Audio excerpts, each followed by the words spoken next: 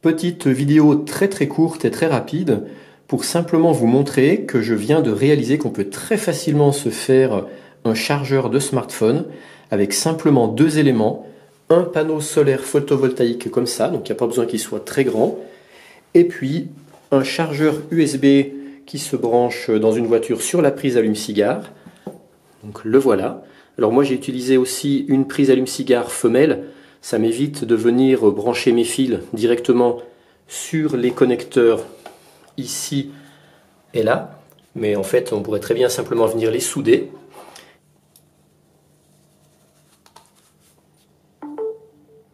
Comme vous le voyez, ça charge. Donc le téléphone est en charge et ça marche même à travers une vitre. Là, je suis dans une pièce chez moi. Et donc simplement, le soleil traverse le Velux. Et ça suffit pour me recharger mon téléphone portable. Donc comme vous le voyez, c'est très simple à faire, il n'y a pas besoin de beaucoup de matériel. Et voilà, c'est simplement maintenant que je réalise qu'on peut faire ça très facilement. Et le composant magique, en fait, c'est ce chargeur USB, puisqu'on voit qu'il peut convertir en 5 volts continu une tension qui va de 12 à 24 volts en continu. Et moi, comme ce panneau solaire photovoltaïque est censé me délivrer une tension de 18 volts, eh bien ça va nickel avec ce petit chargeur USB.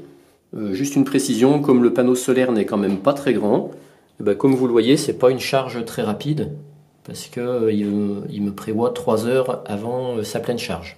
Donc en résumé, dans le principe ça marche, même si là en l'occurrence la charge sera lente parce que ça ne me délivre pas beaucoup de courant, mais si on prend un panneau solaire plus grand, eh bien la charge sera forcément plus rapide.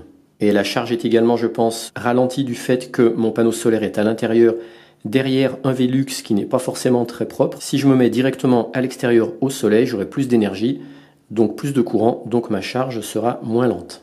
Là, cette fois, je me mets directement au soleil, dehors, et effectivement, la charge est beaucoup plus rapide, parce que là, il m'annonce plus que 1h16 avant pleine charge. Et en plus, là, c'est un essai bâclé, parce que, vous voyez, il n'y a ni sucre ni soudure, donc mes connexions ont forcément un mauvais rendement, donc je dois pouvoir, bien sûr, encore améliorer ça. Je vous mets un lien vers le panneau solaire que j'ai utilisé. Donc le mien provient de chez Banggood. Actuellement, il est au prix de 65 €.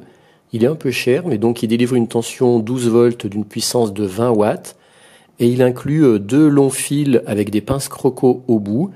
Et il a également, derrière le panneau solaire, un boîtier avec une diode intégrée pour justement éviter des retours de tension quand ce panneau sert à charger, par exemple, des accus.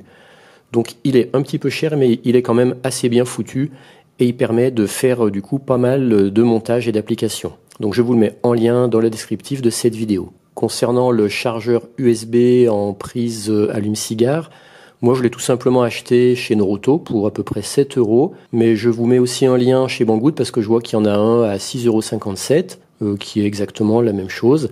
Et l'avantage de ces chargeurs, c'est qu'en entrée, on peut rentrer une tension qui va entre 12 et 24 volts.